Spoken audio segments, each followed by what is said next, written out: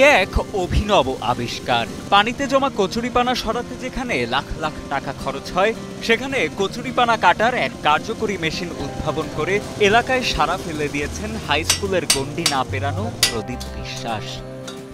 বিস্ময়কর এই যন্ত্র দিয়ে ১০০ জন শ্রমিকের ১ মাসের কাজ করা যায় মাত্র একদিনে। জিনিসটা বানাতে গেলে প্রথমে আমার একটা ট্রলার তৈরি করতে হয়েছে।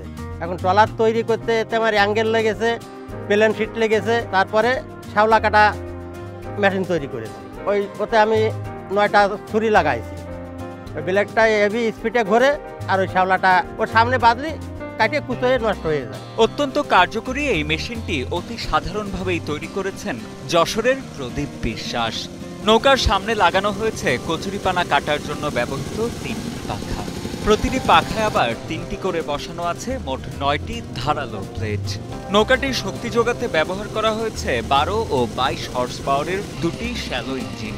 একটি ইঞ্জিন ব্যবহৃত হয় নৌকা চালাতে আর অন্য ইঞ্জিনটি কচুরিপানা কাটার পাখাগুলো ঘোরাতে।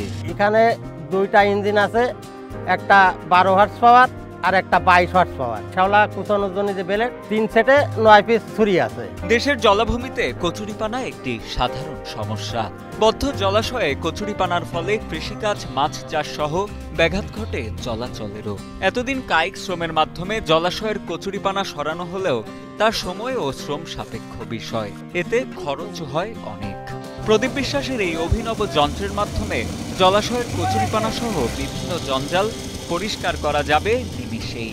এইখানে এসে এই ভাই মেশিনে যা দেখলাম ২ লিটার তেলে যে কাজ করেছে, তা আমাদের ওইখানে ৪,০০০ টাকার যে কাজ করা হয়েছে তা কমের পক্ষে ৫ গুণের থেকে ৬ গুণ কাজ হবে।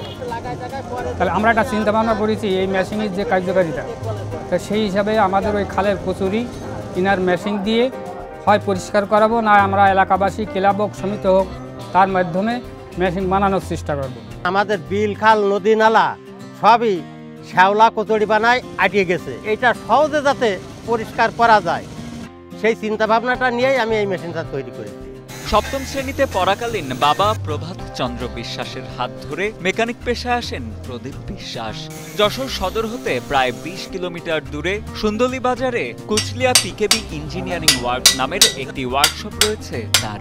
নৌকাসহ মেশিনটি তৈরি করতে তার সময় লেগেছে ১.৫ মাস আর খরচ হয়েছে প্রায় ১.৫ লাখ টাকা। এই মেশিনটা করতে আমার প্রায় ১.৫ মাস মতো সময় লেগে গেছে, আর এতে আমার করতে ৩ লাখ টাকা মতো খরচ গেছে। প্রদীপ বিশ্বাসের এমন উদ্ভাবনে মুগ্ধ তার এলাকাবাসীও। তারা জানান কচুরিপানা কাটতে কার্যকরী ভূমিকা রাখবে এই যন্ত্র।